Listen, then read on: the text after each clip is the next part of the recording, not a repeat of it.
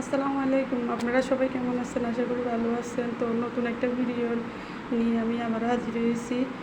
তো আমি আজকে রান্না করব কবুতর মাংস। তো এখানে আমি 22 পদের মশলা নিয়েছি। সব ধরনের মশলা এখানে আছে মিক্স করা। তো আমি মশলাগুলোকে আমি পাটাতে বেটে নেব। তো আপনারা যদি মশলাগুলো পেতে চান, আপনারা ওই যে কোনো মুদি দোকানে যে কোনো আপনারা মশলা দোকানে পেয়ে যাবেন। তো আমি এখানে কবুতরের মাংস নিয়েছি। এখানে 2টা কবুতর। তো কবুতরের মাংসটা আমি ভালোভাবে ধুয়ে নিয়েছি। তো আমি এখানে পরিমাণ মতো সরিষার তেল দিয়েছি। তো সরিষার তেলটা গরম হওয়ার পরে আমি এখানে গরম মশলা দিয়ে দিতেছি। এখানে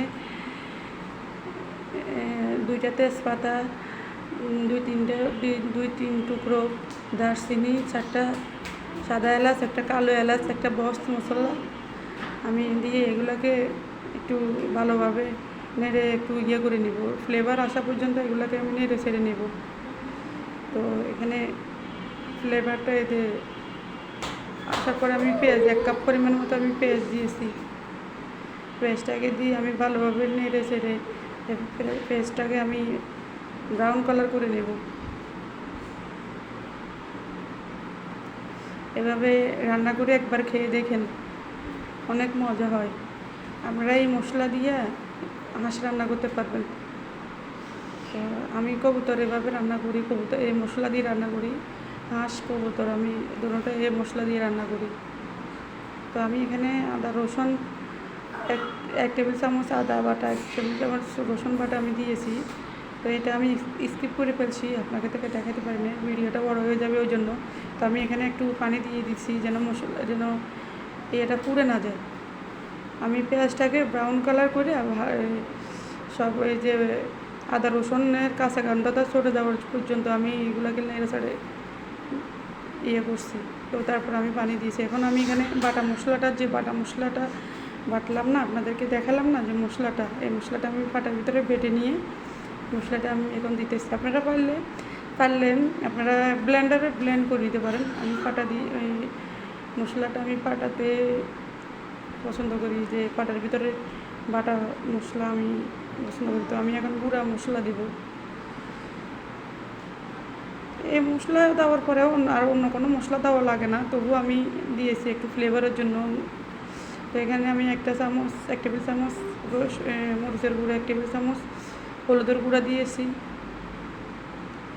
তো আমি এগুলাকে ভালো করে একটু নেড়ে ছেড়ে দেবো।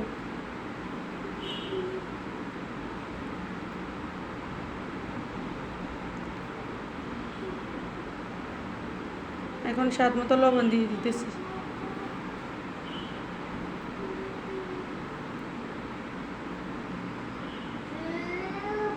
তো এগুলাকে আমি আবার নেড়ে ছেড়ে দেবো। মশলাটাকে আমি ভালোভাবে কষিয়ে নেব তেল বেশি ওঠা পর্যন্ত। এই সময় চুলাটাকে একদম লো হিটে রাখবেন। মশলাটাকে ভালোভাবে যত বেশি কষাবে তত বেশি মাংসর স্বাদ বাড়বে। যে কোনো রান্নাই আপনি মশলাটা যদি ভালোভাবে কষিয়ে নেন, তাহলে রান্নার স্বাদটা বেড়ে যায়। তো আমি তেল বেশি উঠেছে, দেখেন আমার মশলাটা কষানো হয়ে গেছে। তো আমি এখন কবুতরের মাংসটা দিয়ে দিতেছি। তো মাংসগুলো দিয়ে আমি এখন সবগুলা নেড়ে চেড়ে মিশিয়ে দিতেছি। দেখেন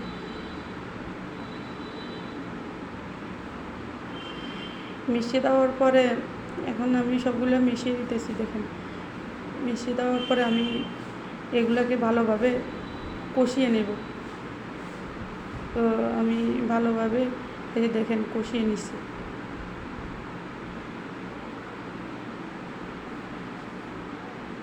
একদম তেল বেশি ওঠা পর্যন্ত আমি মশলাটাকে ভালোভাবে কষিয়ে নিয়েছি। তো এভাবে ঢাকনা দিয়ে লো হিটে রেখে আপনি মশলাটাকে ভালোভাবে কবুতরটাকে কষিয়ে নেবেন, মাংসটা কষিয়ে নেবেন। যত বেশি কষাবেন তত বেশি রান্নার স্বাদ বাড়বে। তো আমি দেখেন আমি এখানে সবগুলো মশলা আমি কষিয়ে নিয়ে এখন 1 কাপ পরিমাণ মতো আমি পানি দিয়েছি। দেখেন পানি দিয়ে আমি এগুলোকে নেড়ে ছেড়ে দিতেছি।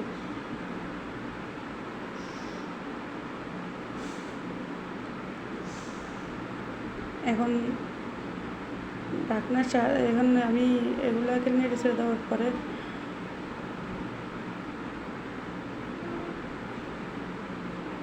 একটা ঢাকনার সাহায্যে আমি এটাকে ঢেকে রেখেছি। দেখেন আমি কিন্তু রান্নাটা জল বেশি রাখবো না, কারণ এটা মাখো মাখো হইলে গা গা থাকলে কবুতরের মাংসটা খেতে অনেক মজা হয়। হ্যাঁ, যে এগুলোর নিয়মে এরকম।